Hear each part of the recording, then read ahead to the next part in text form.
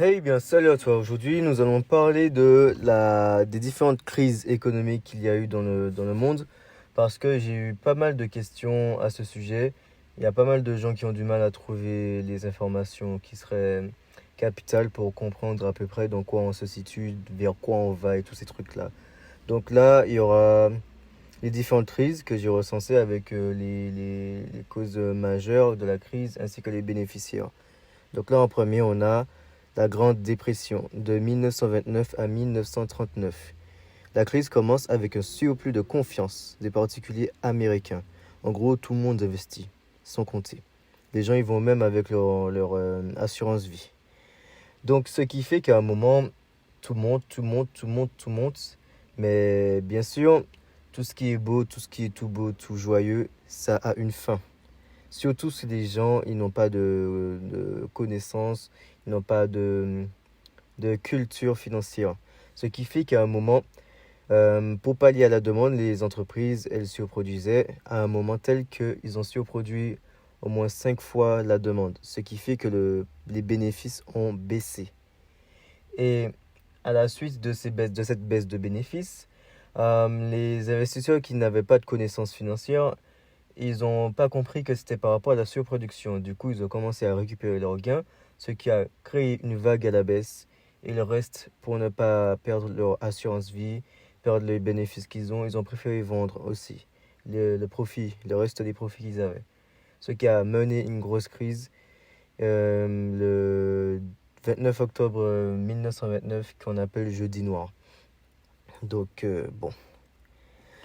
Les causes majeures, en gros, c'est la politique monétaire qui était inadéquate.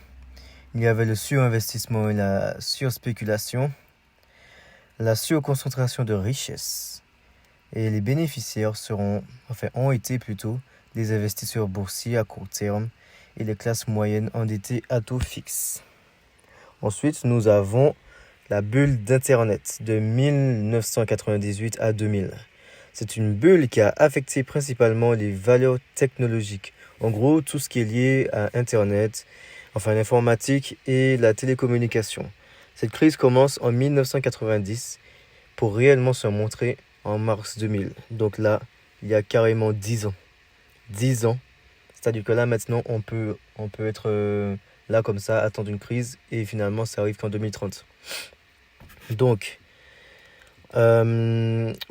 comment cette crise arrive? Donc, c'est une vague croissante des bénéfices des entreprises qui va amener monsieur tout le monde, encore une fois, les investisseurs particuliers, à investir massivement. Et tout sera tout beau, tout joyeux parce que les entreprises vont verser de gros dividendes. Les personnes vont réinvestir leurs gains. Il y a la folie des startups technologiques. Tout le monde veut trouver le nouveau Google. Enfin, le nouveau Google, on s'est compris. Veut trouver le Google, veut trouver l'Apple, le prochain Apple, le prochain Google. Ce qui fait que là, à un moment, il y avait trop d'argent, la bourse montait trop vite, des introductions en bourse à 25 dollars qui montaient à 75 dollars en une journée. Il a fallu qu'à un moment, tous les plus anciens récupèrent leurs gains. C'est à ce moment-là que la bourse a craqué et que la bourse est descendue à fond. Mais elle n'est pas descendue tout de suite. Il y a eu un micro-crack en 1995. Ensuite, la bourse est remontée, elle a stagné jusqu'à mars 2000 où elle a craqué réellement. Donc là, on parle d'un crack qui dure sur la durée, il n'est pas instantané. Donc, en gros, les causes majeures, c'était le développement rapide des nouvelles technologies, d'informatique et de télécommunications. On peut apparenter ça avec la crypto-monnaie actuelle parce qu'ils se sont développés. En un an, il y a eu beaucoup de développement dans la crypto-monnaie, beaucoup de choses, de solutions qui sont arrivées. Et bien sûr, les marchés vont épurer ça avec un bon crack des familles en fait, tout simplement. Et ensuite, parmi les causes majeures, il y a le contexte peu inflationniste qu'il y avait. Ensuite, les taux d'intérêt vraiment bas.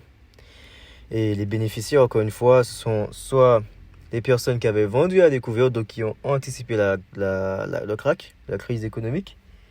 Et aussi les entrepreneurs qui avaient vendu leur start-up au sommet de la bulle, en gros. Donc, t'as une start-up dans une bulle. c'est surestimé, donc forcément tu peux vendre plusieurs millions, voire même quelques milliards ta startup. Donc voilà, c'était ça pour la crise, enfin la bulle d'Internet. Et ensuite, nous avons les subprimes de 2007 plutôt à 2008. C'est une crise financière qui toucha les États-Unis à partir de juillet 2007 et qui se diffusait en gros dans le monde entier parce que actuellement, depuis 1980-90, nous sommes dans un contexte de mondialisation. C'est-à-dire tout est interconnecté. Dès qu'il y a une crise dans quelque part, ça se répercute sur le monde entier. Donc en gros, c'était ça. Et les subprimes, en gros, c'est quoi? Ce sont des prêts immobiliers à taux d'intérêt qui varient. C'est variable en fonction de la valeur du bien. En gros, plus le bien perd de la valeur, plus le taux d'intérêt augmente, plus le bien prend de la valeur, plus le taux d'intérêt diminue.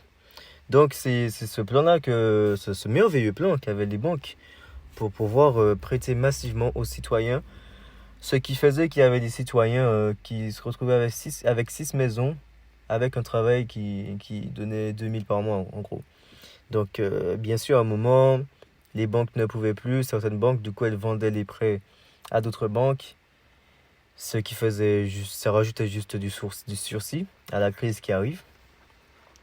Du coup, il y a un célèbre investisseur qui s'appelle Michael Burry actuellement, qui avait parié à la baisse. Il avait shorté l'immobilier. Parce que l'immobilier, il avait remarqué que l'immobilier était dans une grosse inflation. Tout était cher et que forcément, après une grosse expansion, il y a une crise ou une récession. Donc, il a attendu, il est là depuis 2017 et 2008, ça a... 2017 j'ai dit 2007. Et depuis 2007 à 2008, ça a craqué vers 2008. Ce qui fait que là, il est devenu multimillionnaire. Mais avant, il a bien morflé. C'est-à-dire qu'on ne peut pas vraiment déterminer quand un crack va arriver. On peut savoir à peu près, on peut voir les symptômes, on peut voir un début. Mais savoir exactement quand un crack va arriver, c'est hyper chaud. Et tout ça pour dire que c'est encore la même chose. Ce sont les gens qui shortent, les gens qui arrivent à anticiper et qui savent encaisser, qui peuvent tout simplement réussir à faire de l'argent dans un marché baissier, enfin faire de l'argent. Avoir le gros lot, carrément. Et du coup, là, sur les causes majeures des subprimes, nous avons la titrisation et prêts à taux variable, ça c'était pas bon. Les produits financiers toxiques, c'est en gros le non-respect du risque, parce qu'il y a un certain risque, un certain barème à respecter pour avoir un prêt. C'était pas respecté. Ensuite, le surendettement des banques américaines qui se prêtaient leurs prêts et qui donnaient des prêts aux citoyens sont regardés, sont comptés. Et c'était ça à peu près. Et pour les bénéficiaires, c'était encore une fois les spéculateurs qui ont shorté les titres hypothécaires et les gros portefeuilles qui avaient renforcé en bas de la crise. Donc c'est à peu près ça. Donc là, si on regarde bien, là c'est fini, j'ai donné les trois crises. Si on regarde bien, et on fait le parallèle avec la situation en cours. Je suis désolé de le dire, mais là, on est très mal. Là, on est vraiment mal. Là, je reprends en fait. On est en grande dépression. Les investisseurs particuliers, ils sont remplis de confiance. Donc, une seule mauvaise nouvelle et tout tombe. Parce que là, c'est la confiance, c'est les émotions, ils investissent avec ça. On est comment là actuellement? Après le crack de 2020, injection de liquidité dans les marchés financiers. On a donné de l'argent à tout le monde investissait, tout le monde était content, tout le monde était rempli de confiance. Monsieur, tout le monde parlait de Bitcoin.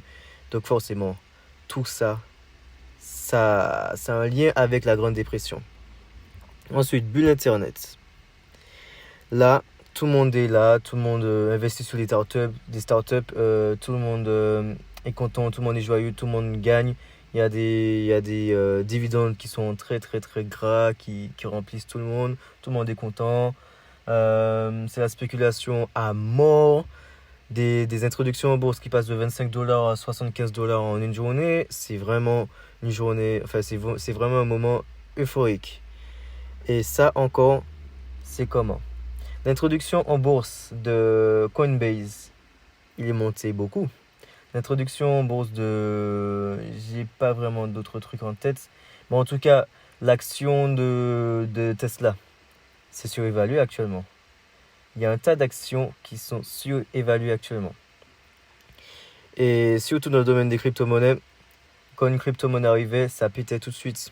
Donc c'est encore la même chose. La même chose, tout se répète à chaque fois, les mêmes erreurs. Tout se répète. C'est pour ça qu'il faut toujours avoir connaissance des anciennes crises, étudier comment ça se passe, les symptômes, comment c'est arrivé. C'est le meilleur moyen en fait. Et du coup, qu'est-ce qu'on a après crise des subprimes? On a quoi? On a les taux d'intérêt qui étaient très bas, parfois négatifs. Et du coup, ça c'est la même chose actuellement.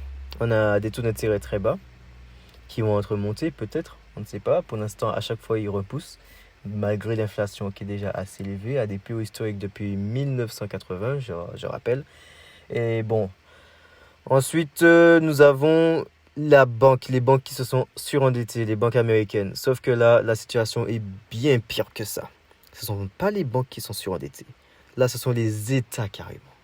On a un taux d'endettement historiquement élevé. C'est-à-dire que ça peut être élevé 2 fois plus, 3 fois plus, 6 fois plus. Mais pour donner une image, je pourrais dire que c'est peut-être 20 fois, au moins 20 fois plus élevé que ce qui devrait être. Et du coup, ça fait qu'il y a une bulle de la dette des États qui plane autour de nous. Et à tout moment, elle peut péter. C'est tout simplement ça. Après, les États-Unis, ils vont bien gérer. Ils sont assez durs, ils sont assez solides parce que justement le dollar est une monnaie qui est en circulation dans le monde entier, surtout au niveau import-export. En général, c'est en dollars. C'est en dollars que ça se fait. Donc là, les États-Unis, leurs dettes, elles peuvent tenir. Sauf que les autres pays comme la France, le Sri Lanka, la Chine, tous ces trucs-là, ils vont pas gérer. Ils vont pas gérer. C'est hyper chaud. Au fur et à mesure, le loup, il arrive en fait, tout simplement. Et du coup, pour moi, clairement, on est dans une récession. On est proche d'un crack. Peut-être que ça va prendre 2 ans, 5 ans, 10 ans, peu importe. Mais on est proche d'un crack, tout simplement, en fait. Et comme a dit le célèbre investisseur Michael Burry, euh, nous assisterons probablement à la meilleure des crises. Il n'y a rien de plus vrai, en fait.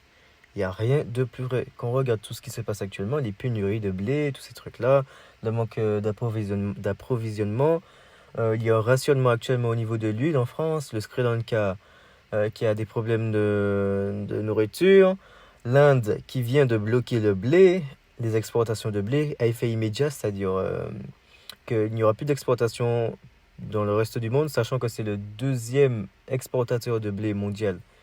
Donc là, on est vraiment dans une situation très, très, très, très critique. Et du coup, faudra se protéger afin d'anticiper cette crise-là. Et par la même occasion, pour les plus valeureux, essayer de shorter, trouver une bonne vente au bon moment. Et c'est-à-dire que là, il faudra comprendre les mouvements de la banque, comprendre les cycles sur un marché financier.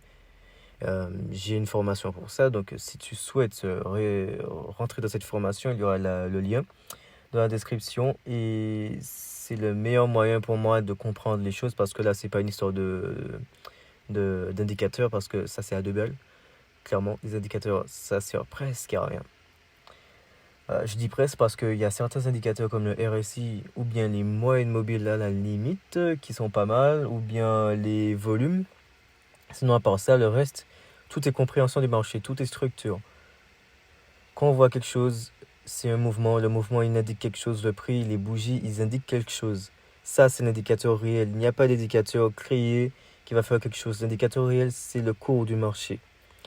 Et tout se répète, en fait, comme les crises que je vais te dire, qui ont des effets similaires avec ce qui se passe actuellement. Tout se répète sur les marchés.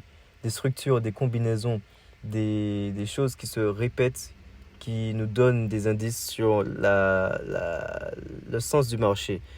Donc, si tu souhaites rejoindre cette formation, il y a le lien dans la description. Donc voilà, tu auras un mois gratuit après dans le canal de signaux que j'ai ouvert. Et si tu souhaites aussi te protéger ton patrimoine au niveau de l'inflation, au niveau de la crise, parce qu'il y a un moyen de se protéger. Les États le font actuellement. Donc, tu pourras aussi rejoindre une autre formation qui arrive très bientôt, qui s'appellera Crack Cash. Et, c'est une très bonne formation qui va t'aider à fonctionner de la même manière que les États, de la même manière que les banques, afin de se protéger contre l'inflation et peut-être une crise, parce qu'on est à l'abri de rien. Allez, tchuss!